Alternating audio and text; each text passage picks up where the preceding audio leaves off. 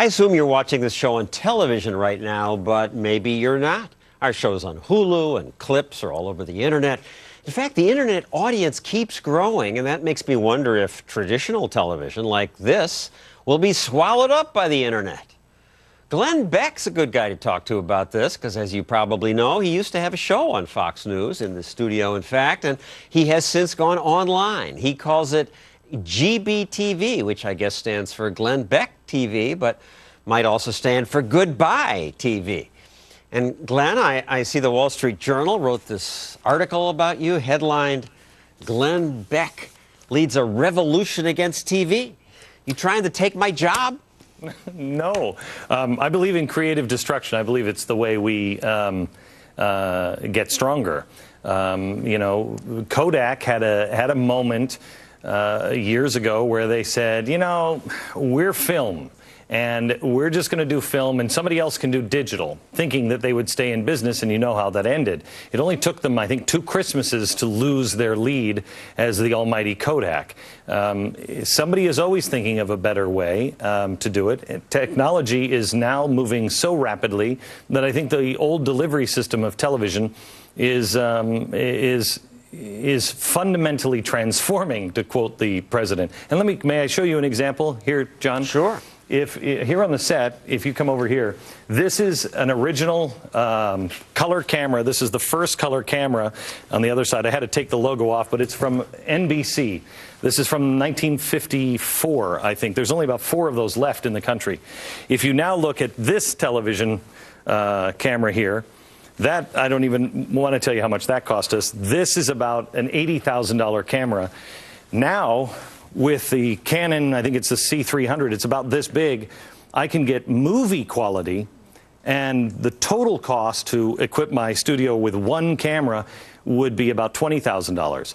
Everything's changing. You don't need a big company behind you anymore to give you the studio and the cameras. No.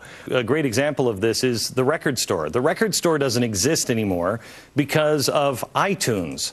But it's not just iTunes in the record store. It's the record companies. It's the guys who used to go around and scout at the local bars, and you had to hope that your band that you were performing in had the on night, and they would remember you by the time they got back to New York to sit down with the executives there.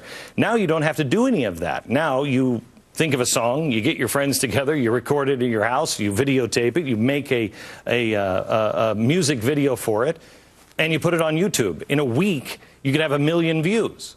Why do I need the record company? Why do I need MTV? Why do I need all of that stuff? You don't. Some people felt you have to have it for the money, but Forbes says leaving Fox turned out to be a pretty good move for you, and the Wall Street Journal says 18 months after leaving, you've doubled the revenue of your company to $80 million. It has been, it's an expensive venture, but it also is... there are a lot of people out there that are looking for new ways to connect. Now, you can connect with GBTV on the television set through a device called Roku, which I haven't watched cable in I don't know how long now.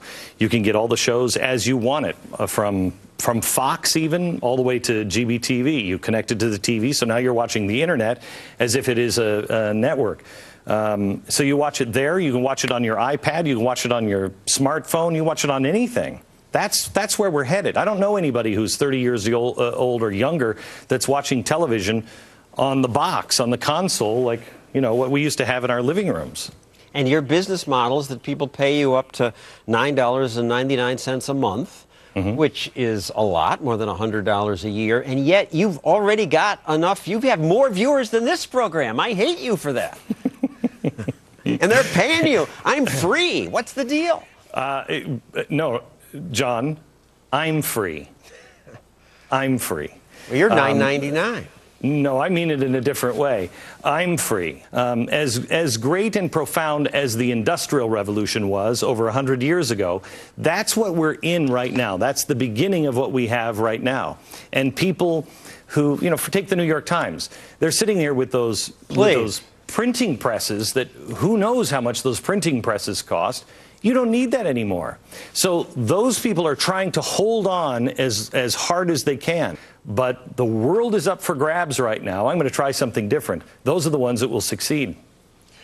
Well, I certainly would not have predicted what you have done. I look at that cover internet shot where you've said you look like the Pillsbury Doughboy, and you do there, kind of. And, well, okay, and yet they're all signing up, all this revenue. And you're going to do more hours of TV each day. You already have a children's show.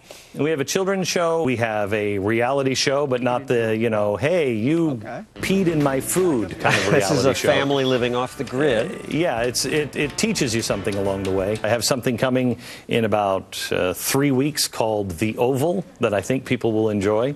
It's not just about me. In fact, I was the only one that didn't want to name the network GBTV, because it has to be more than just me. It is a place that I think will change the culture.